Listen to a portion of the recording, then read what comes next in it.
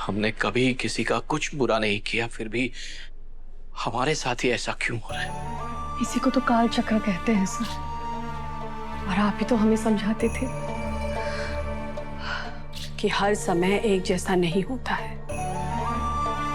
ये समय भी गुजर जाएगा, बस हमें हिम्मत से काम लेना है। और वसुधा, हमने तुमसे जो कहा था तुम वो निभा रही हो ना? देव को हमारे यहाँ होने के बारे में पता नहीं चलना चाहिए।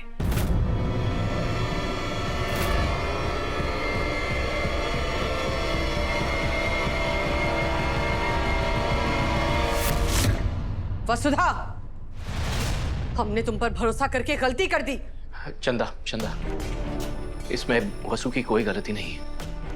इंस्पेक्टर आया था देव का बयान लेने।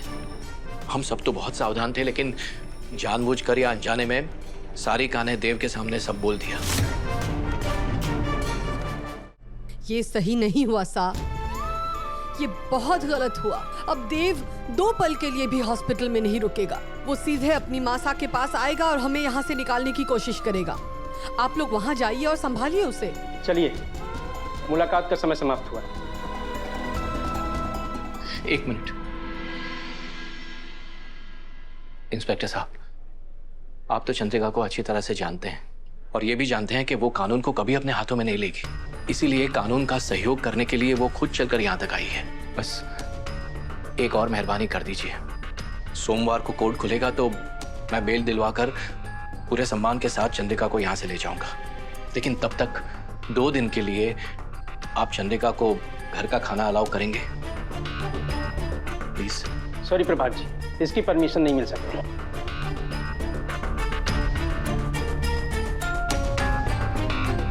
चलिए मैडम।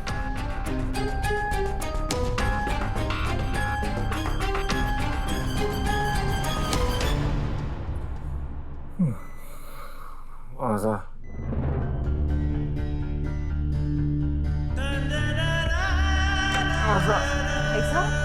भाई साहब ठीक है, मैं कुछ हेल्प करूं? कुछ चाहिए? Tip tip.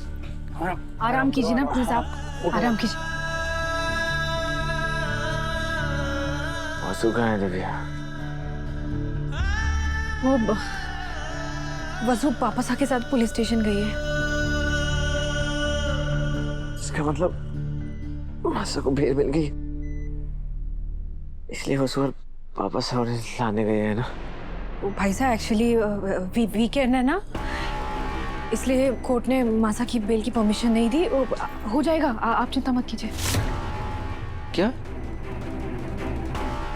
मतलब मासा अगले 2 दिन जेल में रहेंगी और मैं हॉस्पिटल में आराम करता रहूं? मुझे डॉक्टर को बुला के अभी डिस्चार्ज लेना होगा। भाई साहब आप इस हालत में हॉस्पिटल से नहीं जा सकते, आप रिलैक्स कीजिए ना, पापा साहब हैं उनके साथ। मुझे जाना होगा दिव्या, अगर मैं यहाँ से जाऊंगा तभी तो मासा को जेल से निकाल पाऊंगा। वो यहाँ क्यों नहीं रहा है? डॉक्टर, कब से बेल बजा रहा हूँ, डॉक्टर को बुलाइए प्लीज।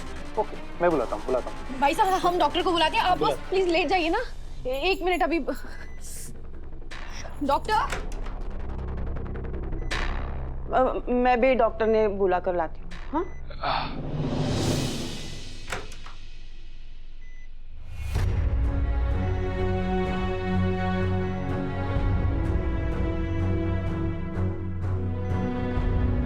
सॉरी दादा, मैं तो आपसे नजरें मिलाने के काबिल भी नहीं रहा। अभी मैं कुछ कह रहा हूँ सुन, जो होना था वो हो गया। जरूरी बात यह है कि तुझे अपनी गलती का एहसास है और ये अफसोस बात का सबूत है। लेकिन अब मेरे बारे में नहीं, मासा के बारे में सोचना है कि उन्हें जेल से कैसे निकाले। अरे देवांशी, प्लीज आप आराम कीजिए। डॉक्टर, मैं आराम कर लूंगा, मुझे आप डिस्चार्ज कर दीजिए, मैं घर पर जाके भी आराम कर सकता हूँ। अरे सॉरी देवांशी, आज ही आपकी सर्जरी हुई है और आपकी हालत अभी भी स्टेबल नहीं है। हम आपको ऐसे डिस्चार्ज नहीं कर सकते, प्लीज आप आराम कीजिए। डिस्चार्ज तो आपको करना पड़ेगा डॉक्टर। डॉक्टर साहब, भाभी साया होती तो देव को समझा लेती। देव को कोई नहीं समझा पाए, प्लीज समझिए। डॉक्टर साहब हम ना भाई साहब के रूम को बिल्कुल हॉस्पिटल के स्वीट की तरह बना देंगे, सारी फैसिलिटीज लगवा देंगे, पूरा ध्यान रखेंगे और फैमिली भी साथ होगी ना, तो भाई साहब और जल्दी ठीक हो जाएंगे। आप प्लीज। ठीक, मैं पेपर रेडी करवाता हूँ, लेकिन आपको डीएमए फॉर्म साइन करना होगा। ओके? अभी साइन कर। अब सिस्टर।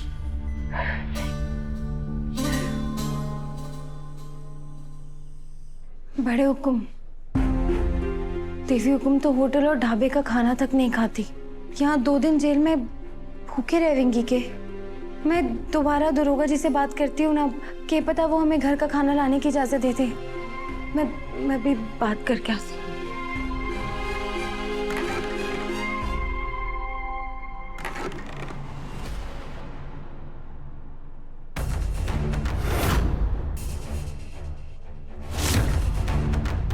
देव सर।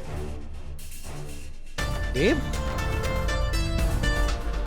आप यहाँ इस हाल में क्यों आए हैं? पापा से मुझे मासू से मिलना है।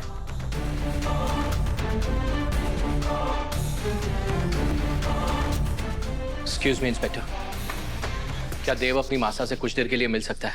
नहीं, विजिटिंग आवर्स खत्म हो चुके हैं, अब कल आइएगा। कल क्यों? आज क्यों ना? पहले तो आपने देवी हुकुम ने गलत इल्जाम में जेल के अंदर डाल दिया, और अब आप उन्हें उनके बेटे से मिलने तक नहीं दे रहे। आपको पता है ना, वो जिंदगी और मौत से लड़कर यहाँ आए हैं। अगर ऐसे में एक बेटा अपनी माँ से 5 मिनट मिल भी लेगा तो किसी का क्या बिगड़ जाएगा? देखिए इंस्पेक्टर साहब, और कुछ नहीं तो इंसानियत के नाते आपको इजाजत देनी ही होगी, और अगर आप इजाजत नहीं देंगे ना तो हम सब यही पुलिस थाने में धरना लगाकर बैठ जाएंगे। देखिए, आप लोग यहाँ तमाशा मत खड़ा करिए, और आप 5 मिनट, सिर्फ 5 मिनट हैं आपके पास। जाइए, मिलाइए अपनी मासा से।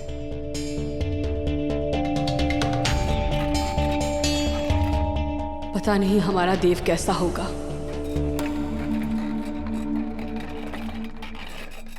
मासा?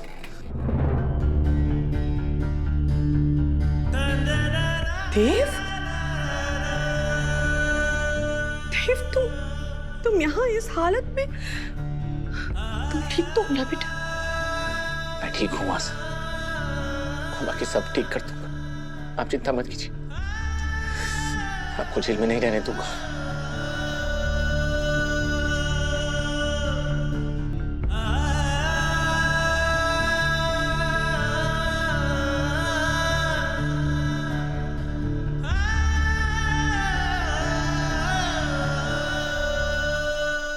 तुम लोग जल्दी जल्दी अपना काम खत्म करो, तभी तुम लोग समय से निकल पाएंगे। सब लोग आ गए ना? आप लोग जानते हैं कि आज हम लोग पुलिस स्टेशन जाने के लिए यहाँ इकट्ठा हुए हैं। हुकुम ने हमेशा हमारे सुख दुख में हमारा साथ दिया है। आज हमारी बारी है।